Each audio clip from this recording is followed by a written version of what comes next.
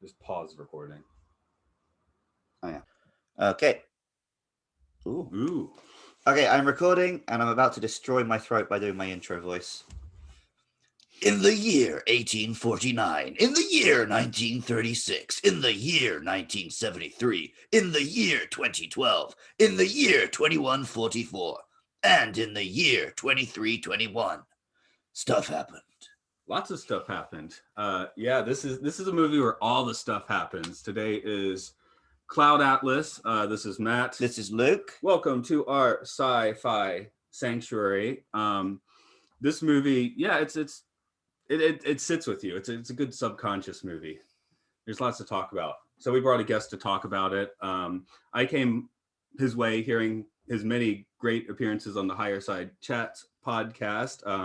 He has the book Star.Ships, which I read a couple years ago, and that is definitely a fun one to get through. And he's got his own Rune Soup website, and I believe has some podcasting of his own. So hello, Gordon White.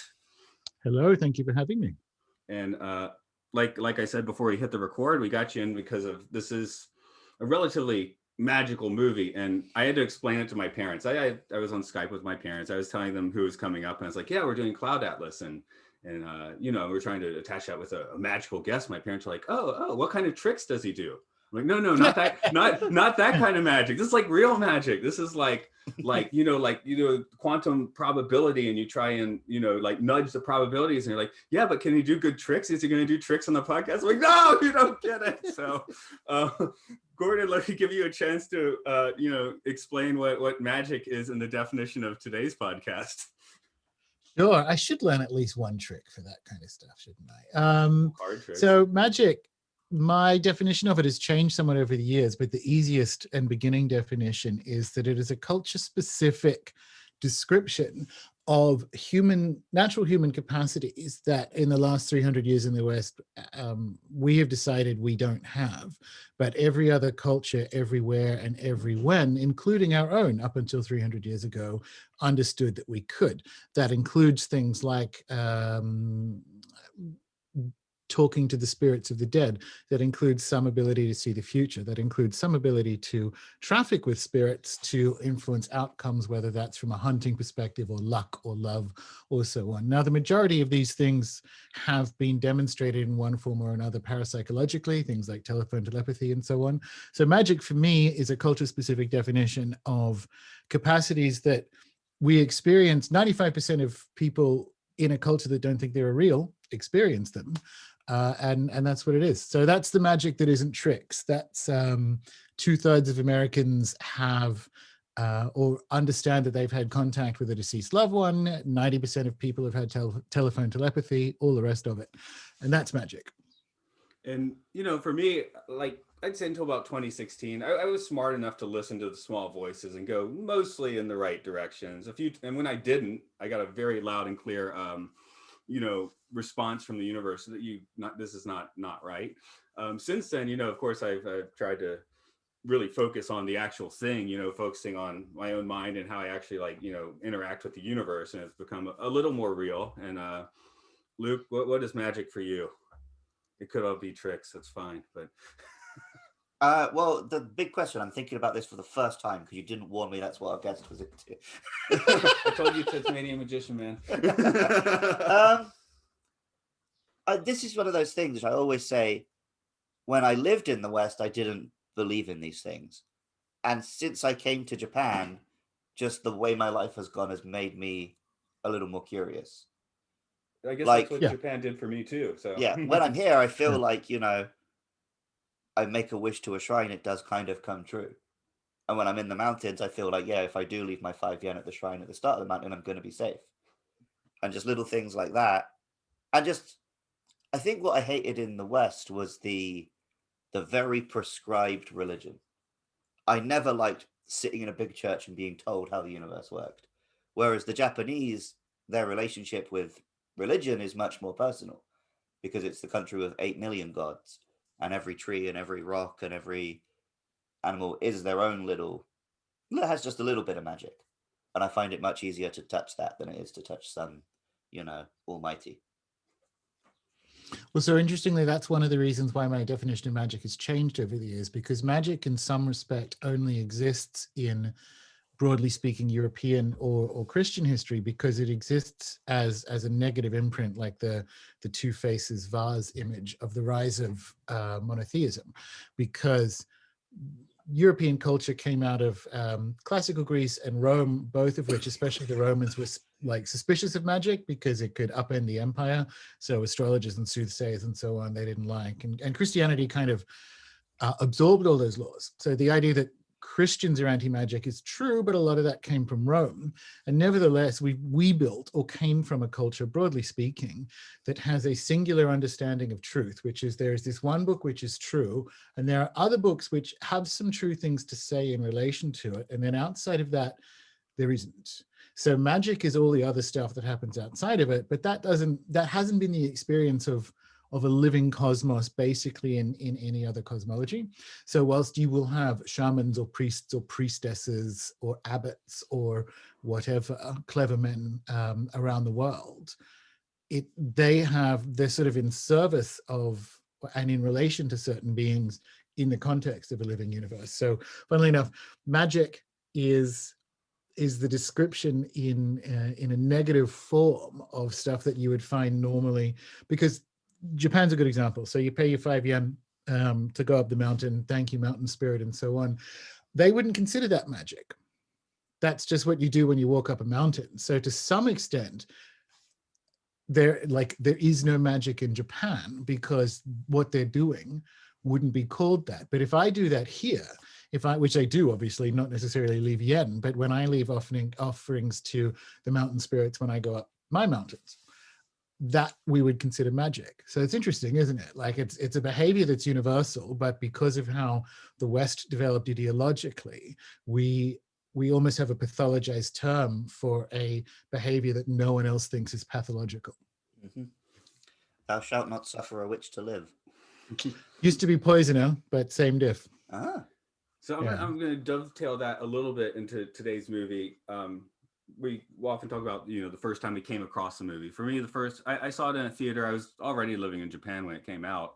And it was just, I lived near the theater, not as close as Luke lives now, where the theater's across the street, but a nice 5-minute walk. And I saw Cloud Atlas and I loved it. I did start, when students would ask what's your favorite movie, I'd often tell them Cloud Atlas, in part just because I'm like, you don't have to choose a genre. Like every genre is in this movie. You want sci-fi, it's there. You want like a quirky comedy, it's already there. You want like some historical fiction, it's there. It's like everything's there already.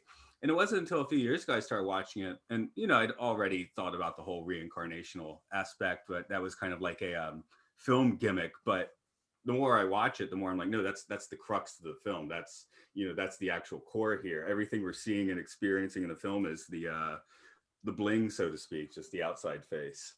And Luke, this was your first time, yeah? Yeah, so somehow I never knew this was Wachowski's film. Well, it's only halfway one. Yeah, but had I known that when it came out, I probably would have been more interested in seeing it.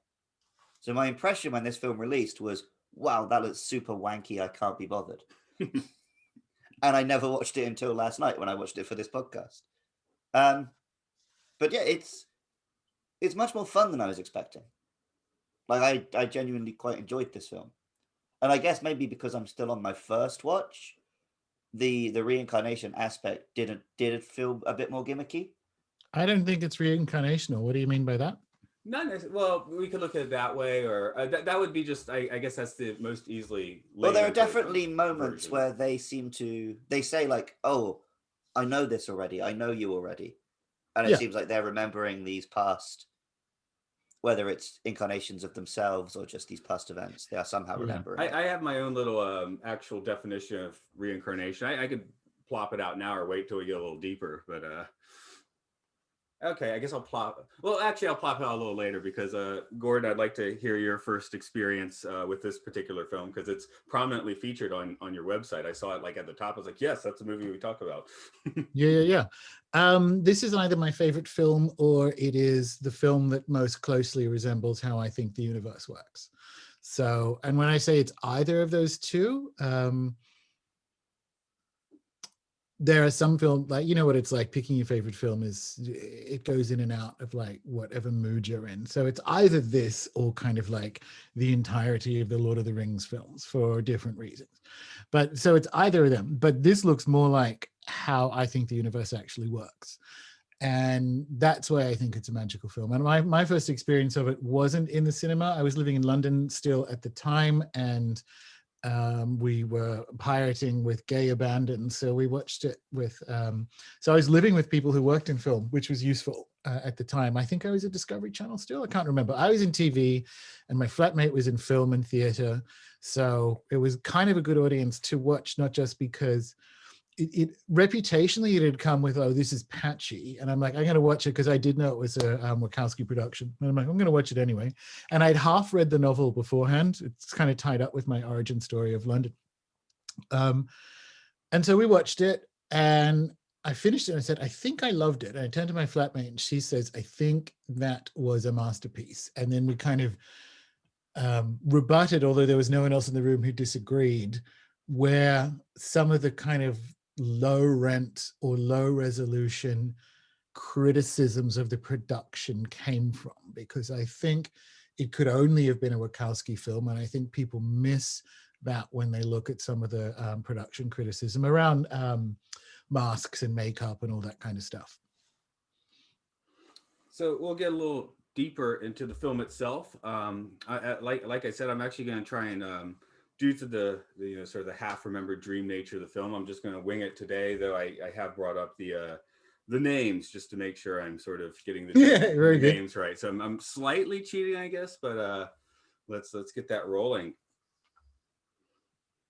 In 1849, in the Pacific Islands, American lawyer Adam Ewing is heading home to San Francisco. He wants to get back to his wife and family, but he has a parasitic tropical worm possibly infecting him. Before leaving the island, he sees a slave whipped, and once he's on the boat with his doctor in tow, the same slave becomes a stowaway. Now he becomes a boon. He's a seasoned shipsman and actually earns a place on the crew.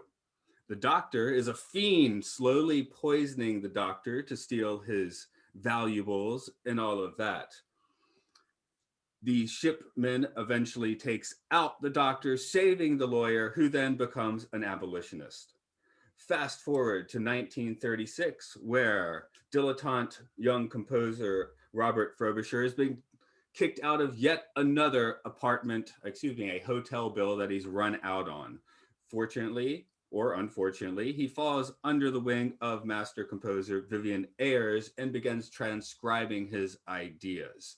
Frobisher has his own idea with the Cloud Atlas Sextet, which Ayers tries to steal from him.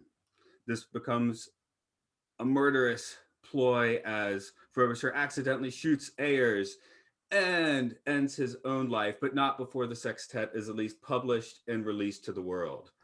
Fast forward to San Francisco in 1973, where journalist Louisa Ray is following a hot lead on the local nuclear power plant. It seems a report on this plant has deemed it is prone to accident and could result in a catastrophic explosion and or meltdown. She deals with the hoods of the corporate masters running to and fro on those steep streets of San Francisco, losing various copies of the report, but finally exposing the corporate beast for what it is. Fast forward to London in 2012, where Timothy Cavendish, after a long life of unsuccessful publishing, has finally found a hit with author Dermot Hoggins, who's written Knuckle Sandwich, A Story of Life in the Mob. He's a little too real, though, murders a critic of his and ends up in prison. Cavendish, meanwhile, ends up in his own prison, in a retirement home with locked doors and a sadistic nurse. Him and his fellow retirees do find an escape plan and blast out of that retirement home in a Range Rover.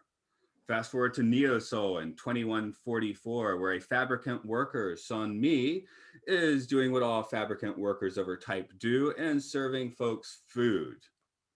She begins to become conscious, though, and an agent of the Union breaks her out, teaching her what actually happens to the fabricants, Soylent Greens made out of fabricants in this case.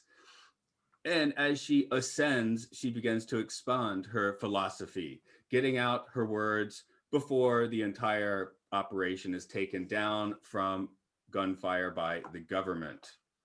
Fast forward to 2321, it's the big island of Hawaii after the thaw.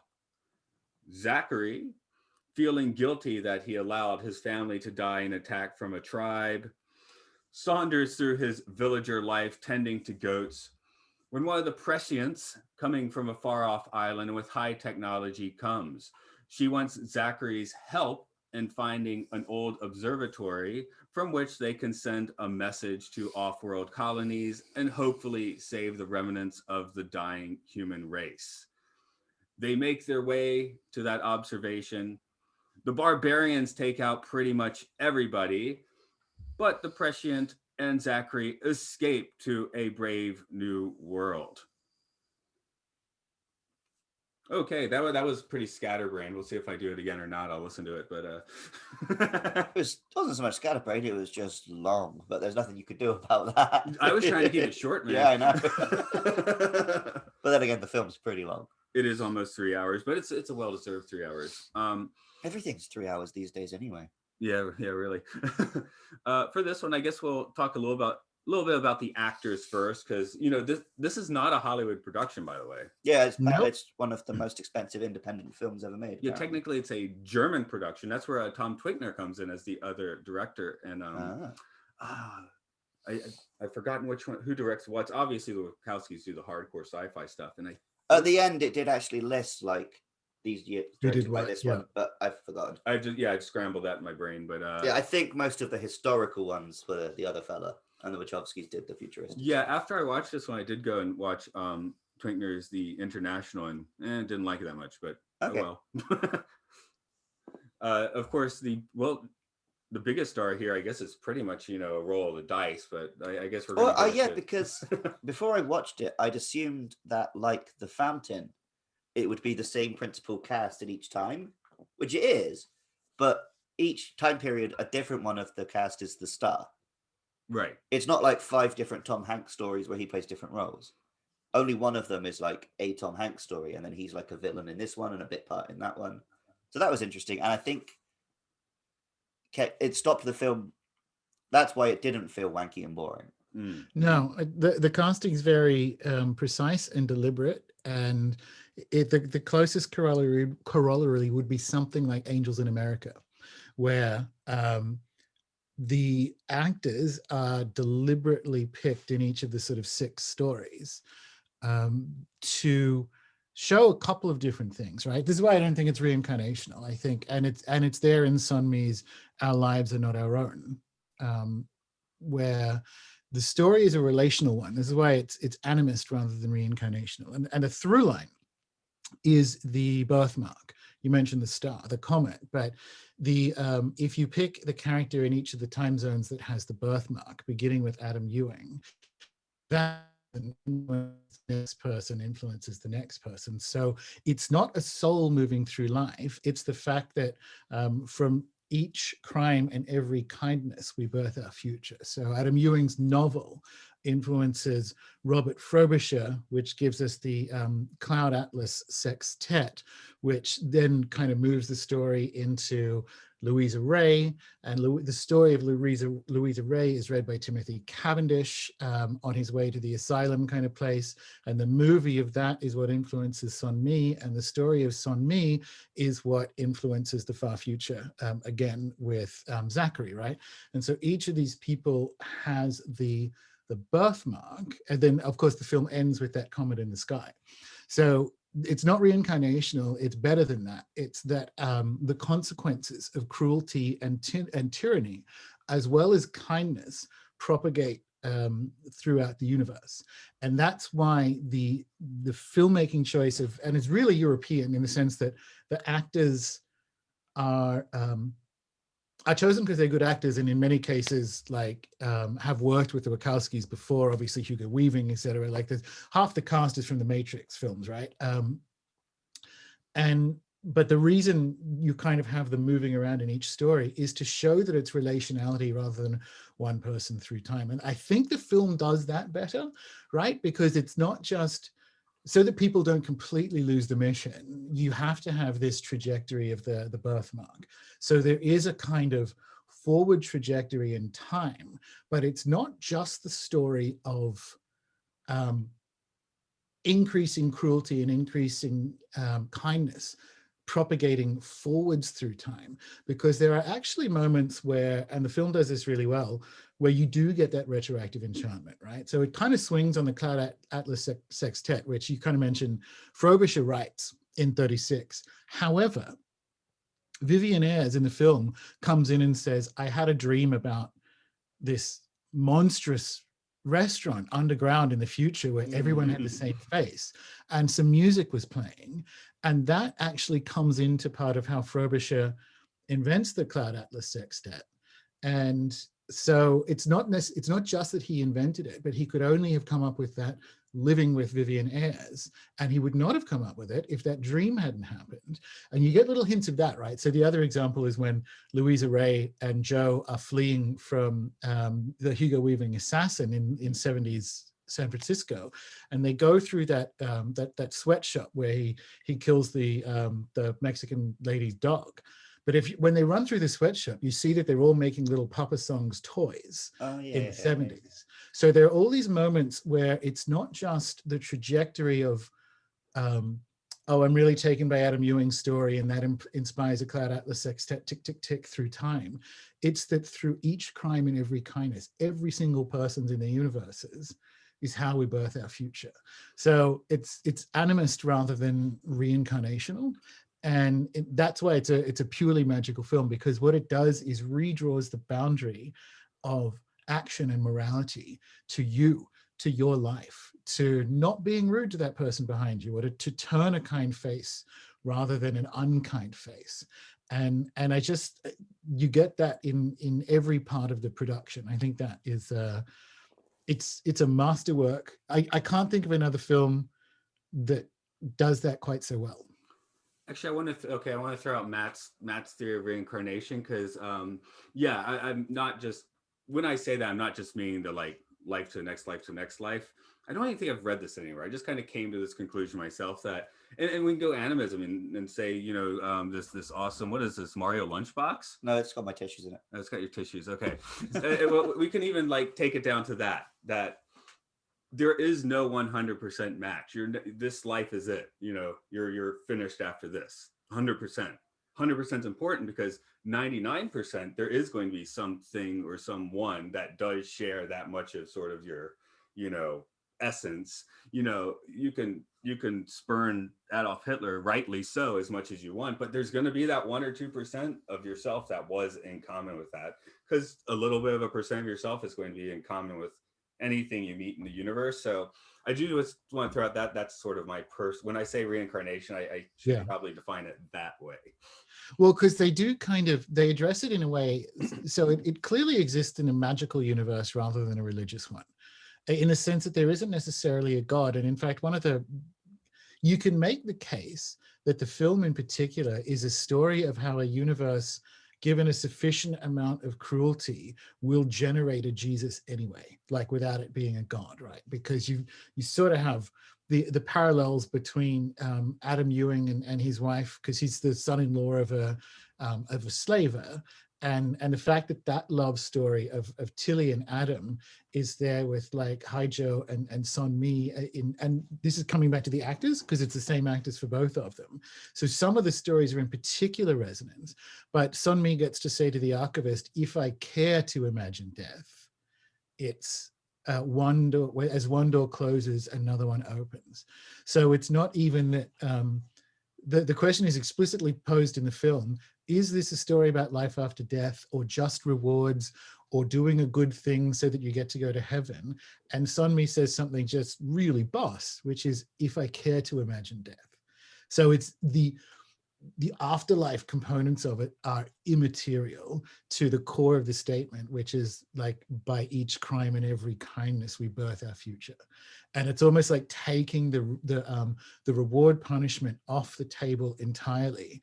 And in that sense, it's not even a karmic story. It's a trans-temporal relational poem, I guess, of just like literally backwards and forwards through time. Being a dick makes the universe worse. And yeah, I guess we do watch old Tom Hanks become less and less of a dick as time goes on in this movie. But Yeah. There's also, yeah, that's one of them for sure. And it's like the casting of it, I think, is sort of good if you watch it. But also, and this comes back to the fact that it went, made by what turned out to be, two trans women and a German author, is people would complain, and it's just a really shitty take, that some of the mask work, so that you end up having European origin characters playing Koreans and vice versa and so on. But the whole effing point of the film is that they are supposed to look kind of familiar. That's literally the point. Yeah. That in each of these stories, they're supposed to be like, as Louisa says, like, I feel like I know you, and I feel like I've heard this before. It's that eerie, this is in some sense all one story. And so of course they're going to have to look familiar. You're actually going to have to kind of see through the mask, because that's actually the point. So like, people have made criticisms of some of the masks and costuming, and you think, what were you watching? What film were you watching? It was literally about that being, and besides, if you didn't do that, you wouldn't have the singular joy of watching Elrond himself play this enormous violent nurse, which is just super fun. Yep. I mean, Hugo Weaving has for a long time been one of the all-time villain actors. Oh. And he gets to play every kind of villain you can think of in this film.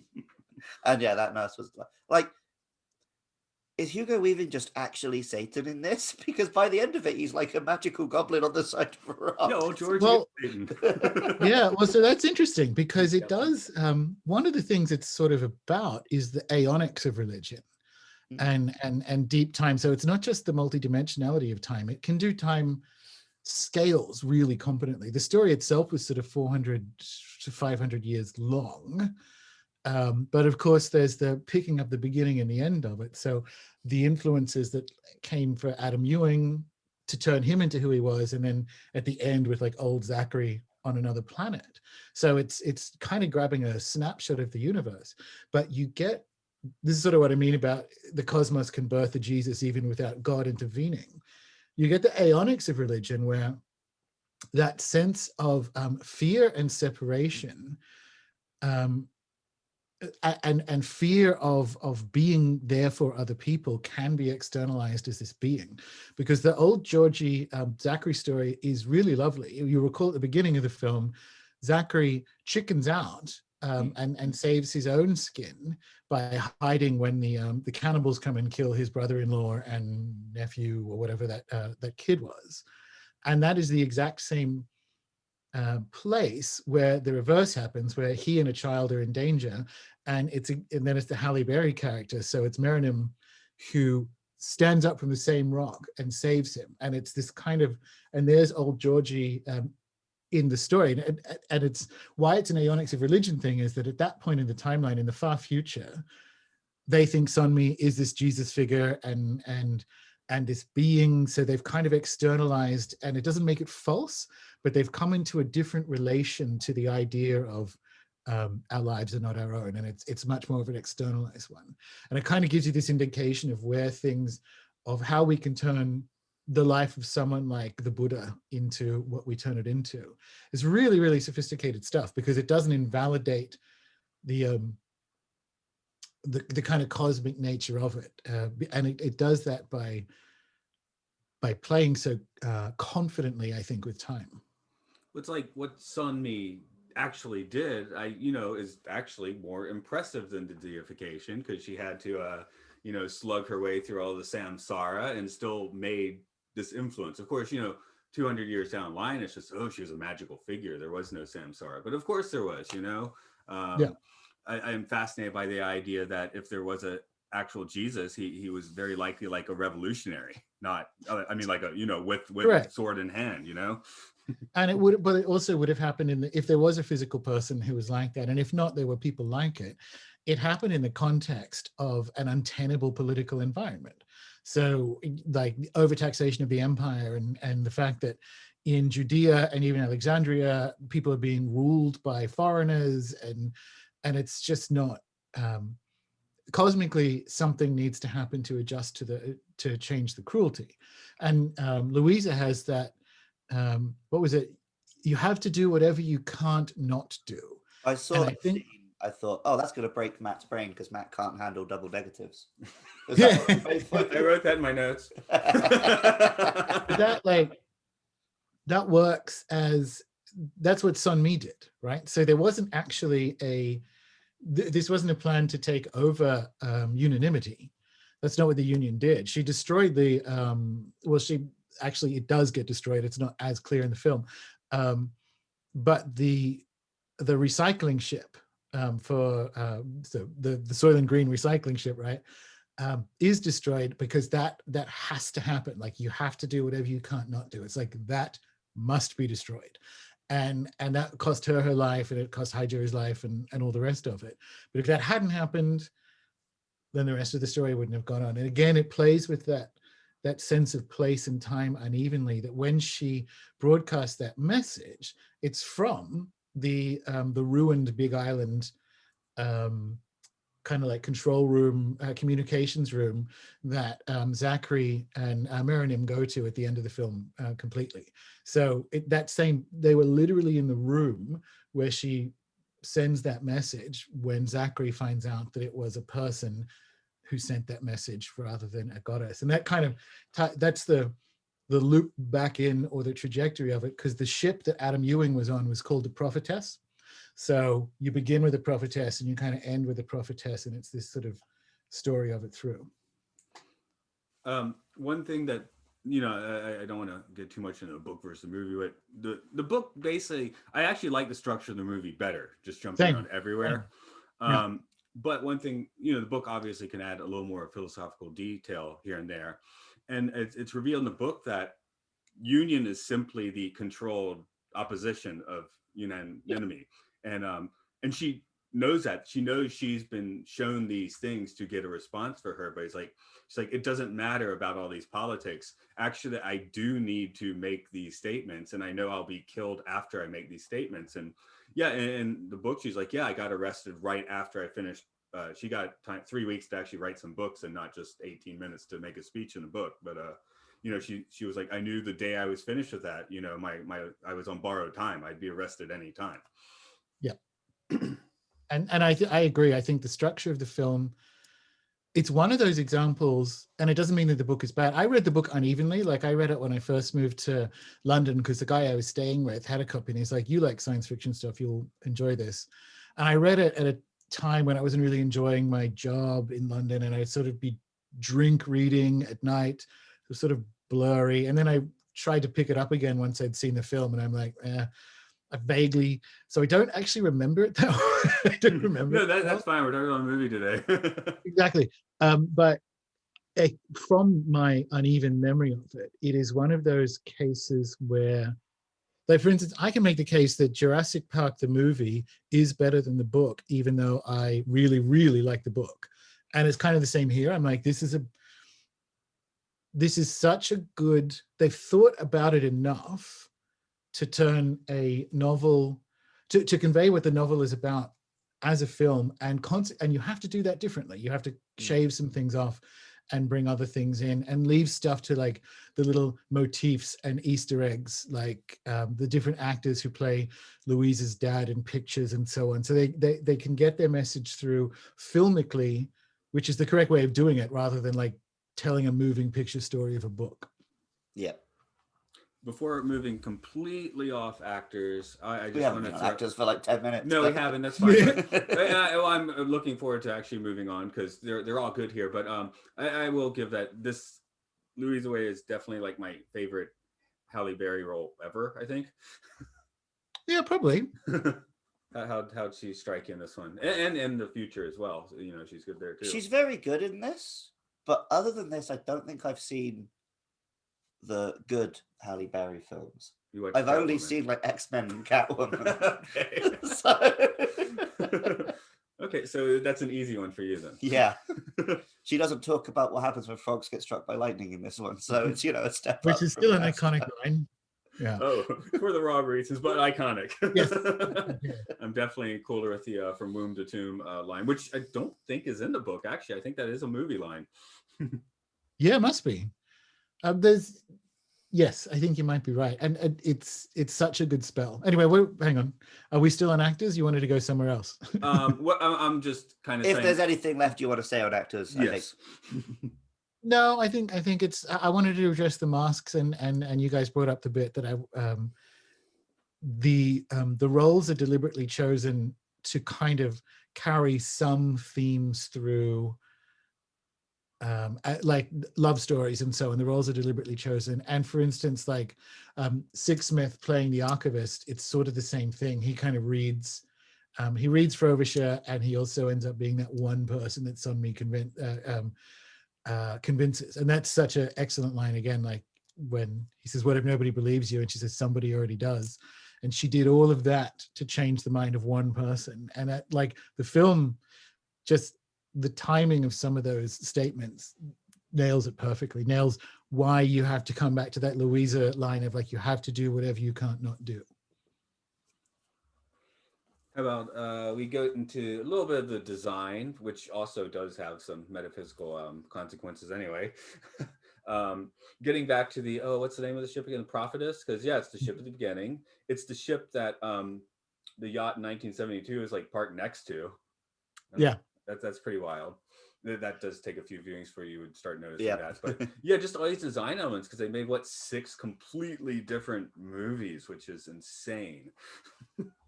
But also, so San Francisco's in it twice, and the Big Island's in it like twice, and Scotland's in it twice. So in the book, William Ayres is in Belgium. So that's where Frobisher goes to William Ayres' house on the continent rather than in Scotland. And so again, this is an example, I think, of place working better, where you're allowed to have place as well as time becomes a component in the story.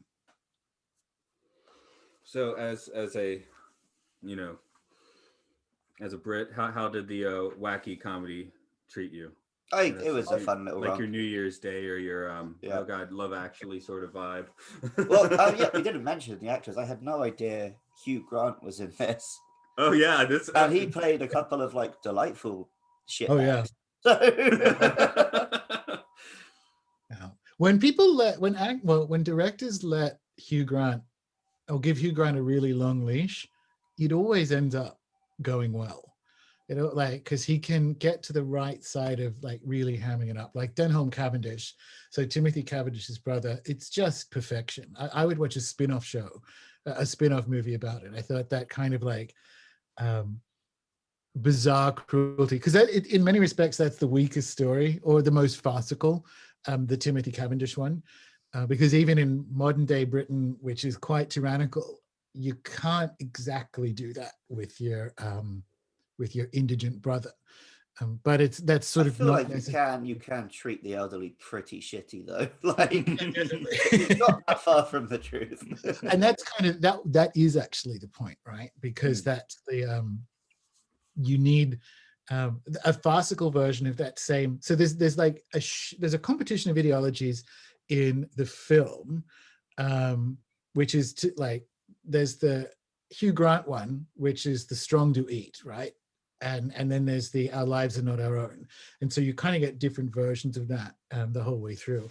And that's just a really good kind of like contemporary take on we absolutely ignore the elderly and sort of wait for their assets to pass on to us, which was a fun component of the sort of heist scam. Like the car that they stole was from a guy who was hoodwinked into thinking that his mother was dying with him being cut out of the will. So it is very explicitly about that same kind of cruelty, about what sort of future are you birthing where you're ungrateful to your ancestors or to your parenthood. So whilst it is like a silly, cute story, and kind of like the weakest, it's weird of saying that like that's the least realistic of the 6 timelines, but in some respects it is, but it's also kind of fun and has a happy ending for Timothy Cavendish anyway. Yeah, like, you know, in Japan, I live in a generational household. My wife's parents, we live with them. There's like a countryside house. There's even a place to detox if needed, or, you know, just give each other a little space, but we don't have so many problems. On the other hand, though, I'm an only child, so I do have family members that are getting a little older in the States and, you know, still functioning on their own at the moment. But yeah, you know, that's a conundrum for me. It's like, how do I respectfully, you know, deal with that when I need to deal with it? I see. I've got a brother and sister, and I flew to the other side of the planet, so it's their problem when my parents get old. You know, I did that, then I came back, but I'm still not, like, I have siblings who are closer, so we'll see. And also, it's too cold. I live in southern Tasmania, so it's too cold for old people down here, given that they live in subtropical or warm temperate northern New South Wales. So I'm like, you're welcome to move down here. Might hurt the bones. But that's how I get around it. Yeah, I like a little cold. We live in Nagano. The winters are somewhat cold, but there's, you know, mountains all around. And if you want some real winter, you don't have to go far. Very good. Moving a little bit into the future, how did this tickle your speed racer itch? So the section which most spoke to me was the Sun Me 2161, whatever it was, section, because that was such a spot on satire of our current system. Yeah, like that's the future Jeff Bezos wants.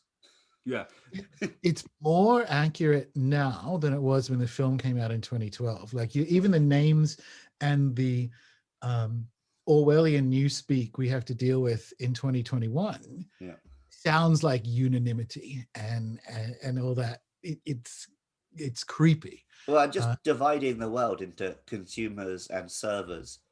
Yeah, like, I don't think it's that it's more true, it's that we're more aware. No, I think it's more true. I think we're like, I think the newspeak is more explicit, and I think the tyrannical response to stepping outside prescribed behavior is creepier. But I also think, like, that was the most Matrixy of it. Like, the actual action scenes in it are in fact pretty good. There's some good swashbuckling. It was the bit where he took out all the cops from the van. I was like, oh yeah, this is the Matrix directors. They could do kung fu scenes. Yeah, I think that's what I wrote in my notes. He knows kung fu. Even like with the floppy hair, he even had a bit of a Neo look to him. So. Yeah. And, but there was also the start of that scene where it's showing their lives, and it's just a bunch of naked women in slave collars. I was reminded, like I always am when I watch a Wachowski scenes, like at least one of these two is really into BDSM. Yeah. Well, their first movie was Bound. Yep. There's always a BDSM nightclub in the Matrix films. Yeah. Now this isn't a BDSM club, but in Japan, and you know, I was walking to your apartment, walking by a few of these places. You know, they have the hostess nice clubs in Japan where they have like pictures of the girls with, and then their name. They're like, I'm like, well, in this world, it's the same girls at every place. Well, that's I guess the reason they put that story in Korea, that's the Japanese and Korean idol groups, right? Yeah. So they create this idol group like AKB48, so named because it has 48 girls who are basically identical. More. I know. It has 48 girls in each city. And they're all basically the same cute girl who's vague of a vague age, so you can feel okay about liking her, but she's still pretty young. They don't really care if they can sing. And there was even a quote, one of them was giving a talk to some young girls, like, don't worry about working hard to sing and dance. Your audience are old men and they find it cuter if you can't dance. But yeah, I mean, and it's very persuasive, and well, I'm sure Korean culture too, and Japanese culture. I mean, our students, if you get them to say they like any music other than J-pop or K-pop, that's an amazing day. Yep.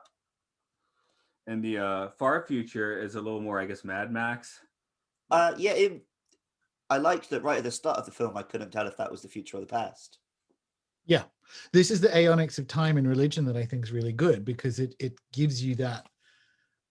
There's almost something very Atlantean about it, because it's the far future and we're experiencing it as what we consider tribal. But that kind of begs the question of, were there things before what we consider tribal, especially as it ends in the stars, right? Like I thought the treatment of time was really, really, really, really competently delivered. I almost wondered if they were going to give us a double twist and it actually would have been the past. So it could still be, right? Like you can still kind of add on the end of it a kind of Battlestar Galactica thing, where whilst that was on Earth, the off-world colonies then end up following that comet elsewhere. That's sort of implied that the birthmark becomes an actual comet that the story carries on out there. So there could be subsequent like panspermian events. And that's what I mean, like the universe propagates through cruelty and kindness being that core message, I think is excellent. Although, speaking of the birthmark, I also think I really like that on Sun-Mi it wasn't a birthmark. It was a scar from removing the collar. Yeah. So that again is like, is that where it started and it goes back and forward? It's so a nice touch. Yes, there's a couple of points. There's a couple of points where I think the film does this better. And the other one is that scene, the sort of dream scene with Sixsmith and Frobisher, where, because it's like all boundaries are conventions, separation is an illusion, my life extends beyond art. So it's called Cloud Atlas. So the formation of the sextet is one of those kind of like, it's like putting if space-time is a trampoline, it's like putting a bowling ball on it. The formation of the sextet is one of those forwards, backwards, everywhere in time moments, in the same way sort of Sun-Mi is. And the film does that better. I think you realize which is shamanically true. Like you'll get cultures that have a better understanding of time than we do, because we moronically, even though our own physics has disproved this, think it moves at like an arrow, one damn thing after the other. But every other culture kind of has an awareness that you can be outside time, that the past is some sort of alive with which you can be in relation and so on. And there are moments in it that allow for that kind of resonance. And that's a key one, because that's one of the only scenes that isn't in the universe. The rest of them are kind of in the universe, but there's this one scene where it's about resonance and the difference between music and noise, and that's the transmission that's the archivist transmission in the 1936 storyline, right? Because Frobisher says that to Sixsmith in the same way Sun-Mi says it to the archivist. It's a transmission of like a true thing. I think it's one of the kind of, it's the other core metaphysical statement in there, rather, in addition to the from womb to tomb kind of like couplet of Sun-Mi. That scene somehow makes me think of, maybe it's the exuberance of it all, but it makes me think of the Quicksilver scenes from the better X-Men movies, just to get back to. Well, I guess it's just that there is literally slow motion exploding pottery in those scenes. I guess that's why, but they just look so happy, just like what is it, Evan Peters, just running around doing like stupid things, because they're doing stupid things, right? So it looked very satisfying. It reminded me of this is completely off topic, but it's just an amusing scene I want to mention.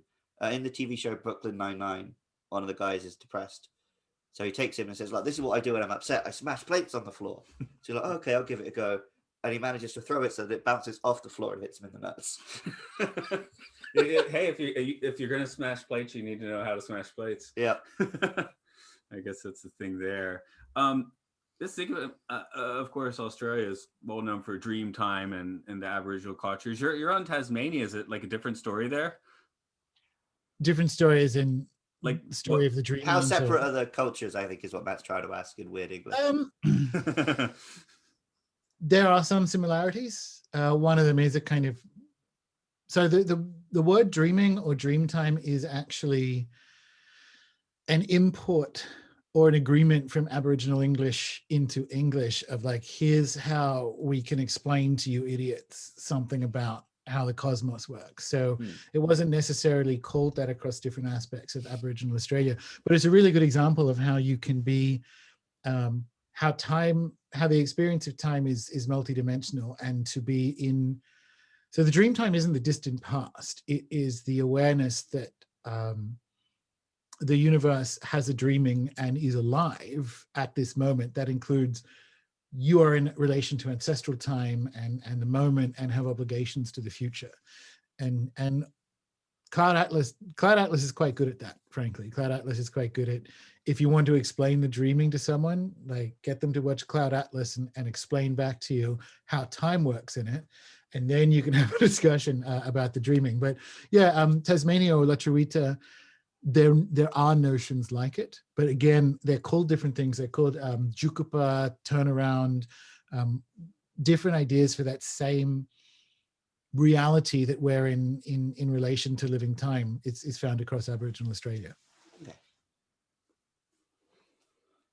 So we've done quite a bit of philosophical talking here, but actually, Luke, I'll start the ball rolling with you. Well, did you get one of your existential questions? I knew we blew your mind a few weeks ago. You had to do like Harold and Maude and Evangelion the same day.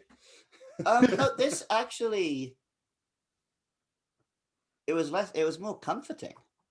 Yeah, I think this has a very positive philosophy, and it's one that does resonate with me, because so of course I'm going to compare it some way to The Matrix, and I love The Matrix as a film, but The Matrix is hugely deterministic, especially when you bring the sequels into it. Whereas it also film, requires a hero, right? Like, this is why the comfort, I think, is because it's empowering. yes, You get to the end of Cloud Atlas, and you can just birth the future by not being a dick. You can get up from the couch and do something nice. And you're in a universe where that, like, if you sit with the philosophy of it, you're in a universe where that's true. Whereas if you are not Neo, yeah, I was about to say, like, if this film had caught on the way The Matrix did, we'd live in a better world. Yeah.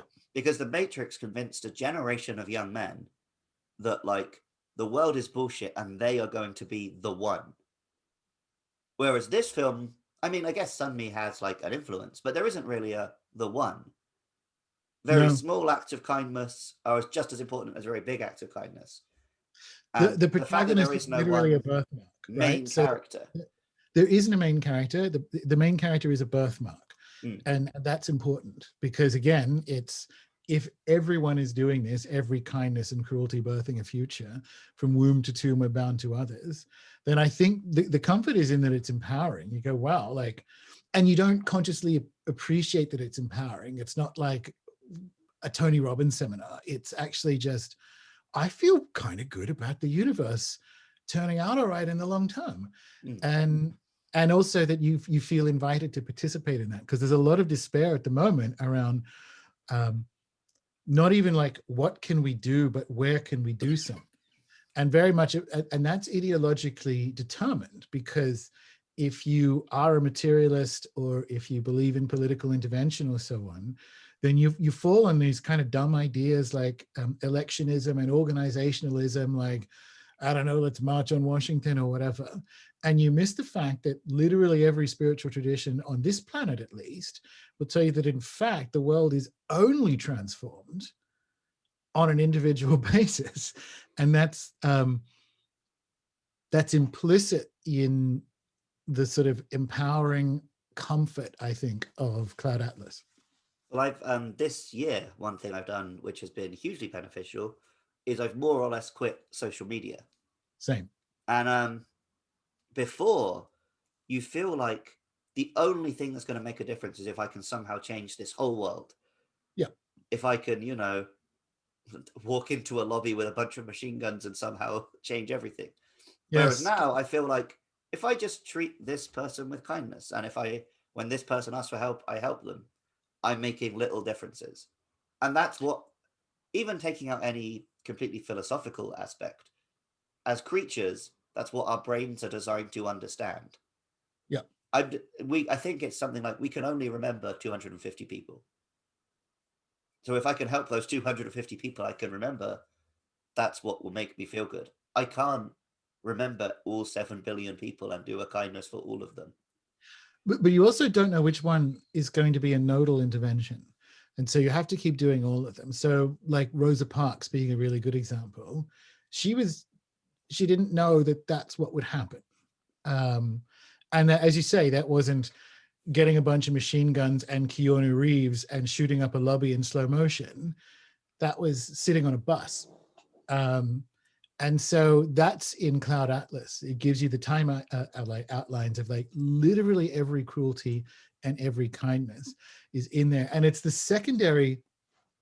So there's the through line of the birthmark, but it's actually the secondary characters, right? Like Joe Napier, who's the security guy working at the nuclear power plant. He only helps Louisa because of what her father did for him in Korea.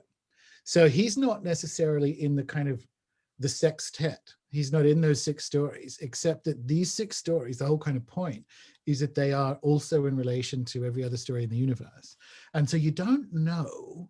That's the beauty of it. It's because we have a, unless you kind of drop into an animist right relation or any kind of, but basically animist right relation framework for these things, you're still trying to scale effectiveness. You're still kind of using it there where it's like, well, helping, maybe I can help 250 people. It's like, yeah, maybe, but like one might be it. You know, you don't actually know how that's going to work, and that's empowering. I think that it's you are always in play. You are always important.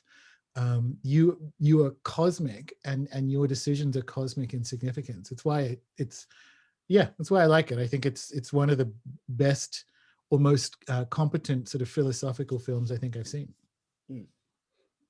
I think I've said several. You know, I'm responsible. I wear a mask at work when I'm in stores, all that stuff. I don't like wearing them. But here's one thing. You were just talking about when people help and you just jump into it.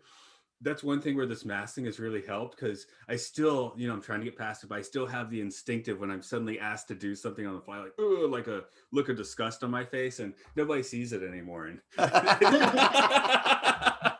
it's nice because, I mean, you know, I'm to the point where I see it, you know, I can look at my ego and see what's happening and just like diffuse it instantly. But there is still a second where I know my wife will call me out at any time when it's just, oh, you made that face again, but now nobody sees it. So now it seems like I'm a chipper helper, I guess. That's nice. So just +1 for something I don't like doing, but one benefit, yes. You've seen the face, yeah? Oh yeah, definitely. Yeah, okay. But it's not even just a face sometimes at work. It's like, oh, fine, if you're going to be a dick about it.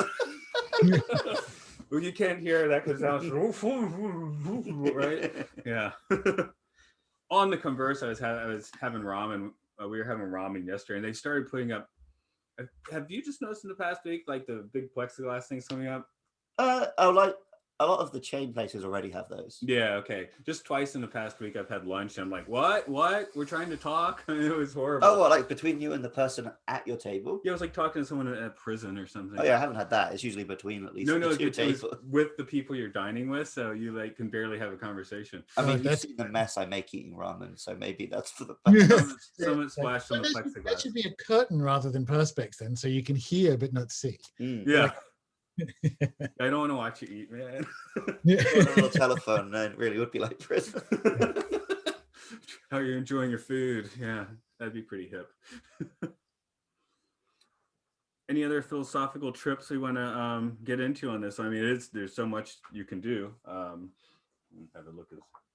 No, I think I would just say, like, for people who are listening to it, if you've seen this before and you don't remember it fondly, give it another shot. Like, there's nothing in this that is, I mean, this is a spoiler in some respects, but it's kind of a film that's difficult to spoil. because it has, you sort of know, you kind of know all the endings in its own way. And I rewatched it last night, which was kind of a good time to do it. We just finished up a series of ayahuasca ceremonies on the farm over the weekend, because it's Monday morning here, as it is there. And so you're in that kind of post ayahuasca entheogen state, and you can't really think, and you're already in a sort of benefic sort of feel. And so I rewatched it last night, which was a really good thing to watch at the end of a weekend like that. And every time I watch it, I want it to end differently for Sixsmith and Frobisher anyway.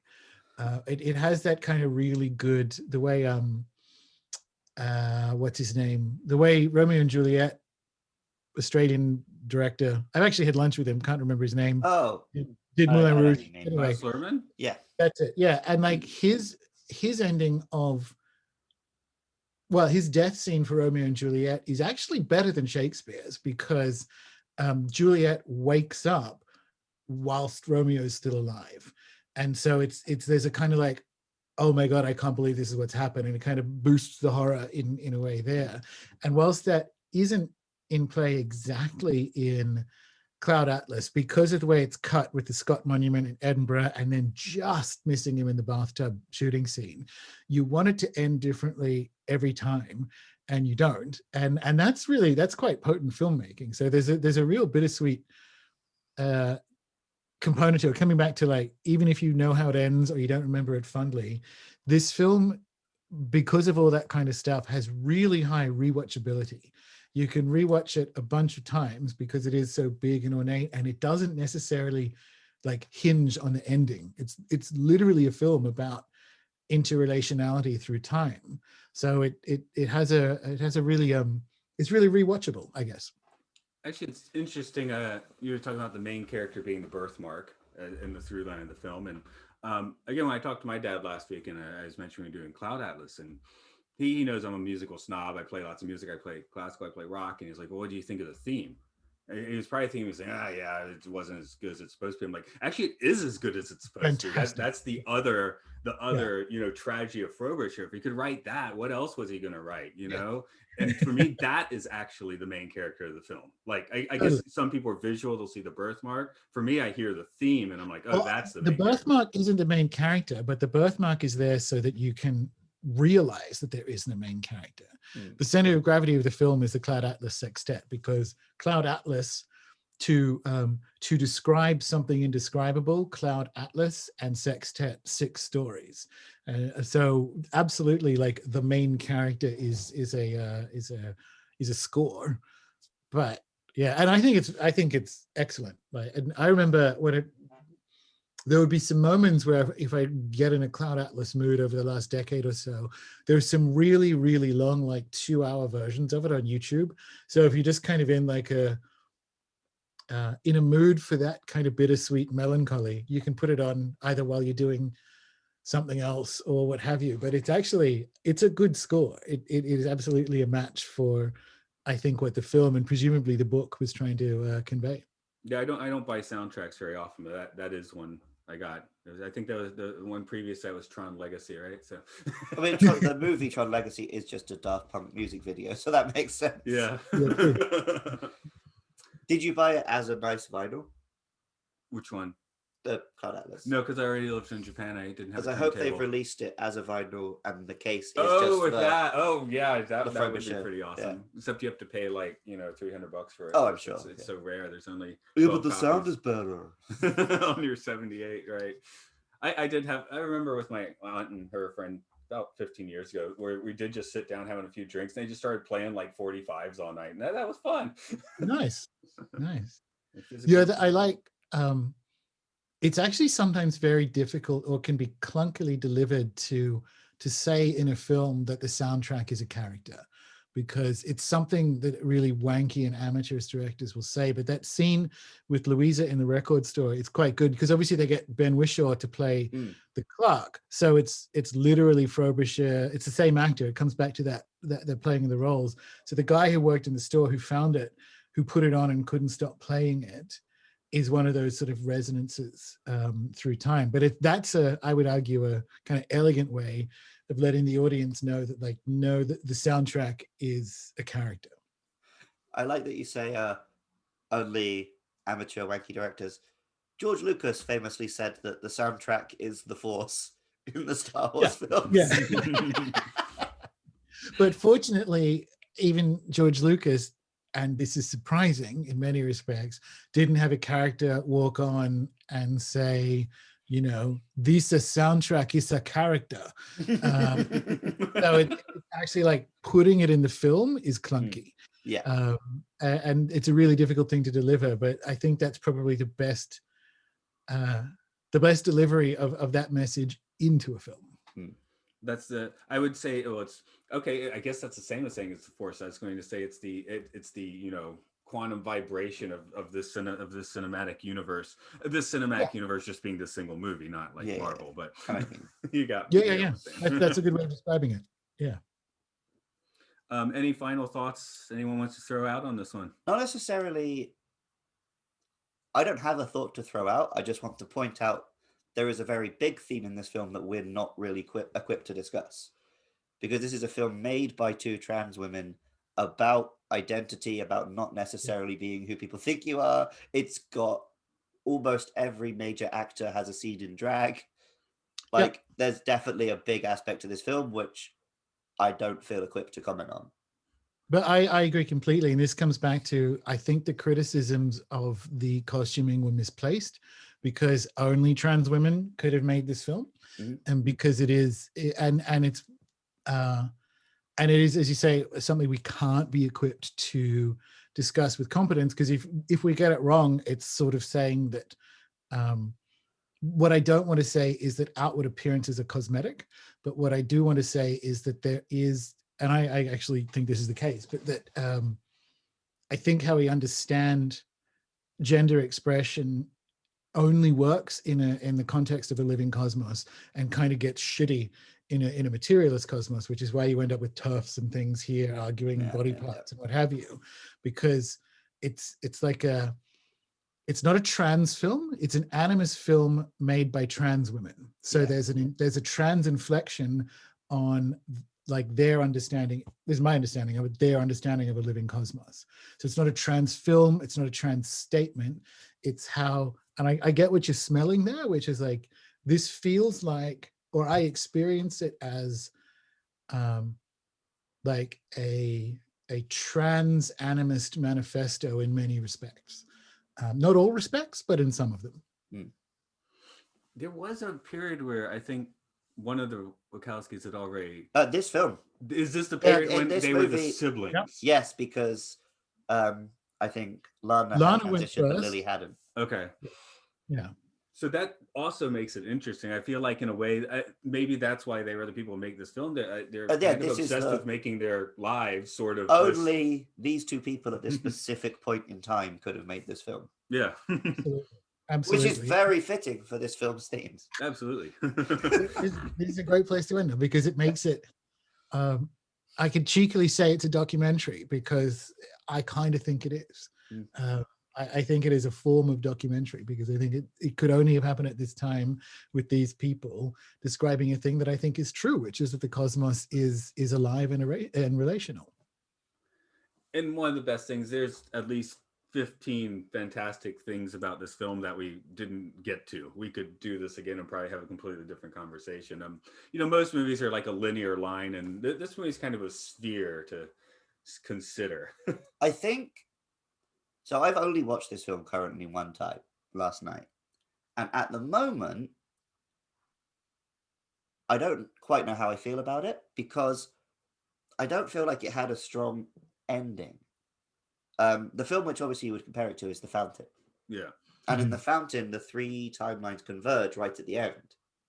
Whereas in this film, that kind of happened in the center of the film. Yeah. So by the time the film ended, all the 6 different stories had ended. But I don't feel like the overall story had one strong ending. Right. Well, the story. But I think that might be, maybe, I think that is deliberate. But I haven't had enough time with this film to understand what it was going for there. Oh, that's my phone. Sorry. That's that's just put it keenly over there, turn it off. I would say that's keenly observed because the ending is in the middle. And one of the kind of takeaways is that if the kind of message of the film is, or the question it poses is how we birth our future, then it can't end with, well, I'm back. Right.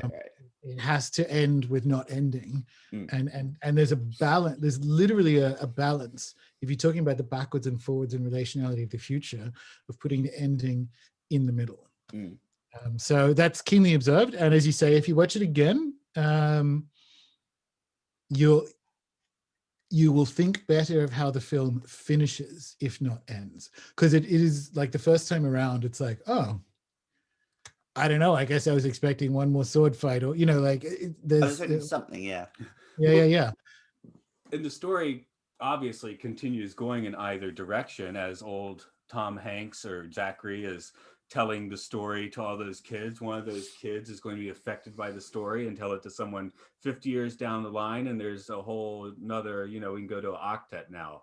And if you go backwards, something influenced you and something influenced them. Right. Correct. Maybe the lawyer, he's got his papers. Adam Ewing and Tilly head to New York to like begin, or not begin, but like help with abolitionism. And so, and that little kid who lives next door to Louisa becomes a journalist who writes the book. So it does carry on. Yeah. Oh, that is one totally funny thing that was in the book that is not in the movie, that had Timothy Cavendish. He had the first Louisa Ray written by Hillary V. something. He started like, oh, I'm gonna go to New York and knock on her door to get, and it'll be a torrid romance, and the V stands for Vincent. It's a dude, a very large dude, it turns out, who wrote a couple fantastic books. But I thought that was fun.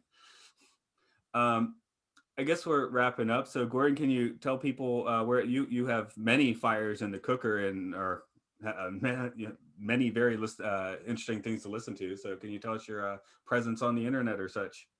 Sure. Everything's at runesoup.com. So I have a weekly podcast, and there's a like membership area for people who want to kind of do things like learn various magics like tarot and sigil magic and so on. We have a weekly show called Fortune's Fools, where I'm developing a Lenormand Oracle deck, but all of that stuff's at runesoup.com, or you could find Rune Soup on YouTube. I don't really do the socials myself anymore. There's some Telegram groups, but yeah, runesoup.com. If you're interested, you'll find more there.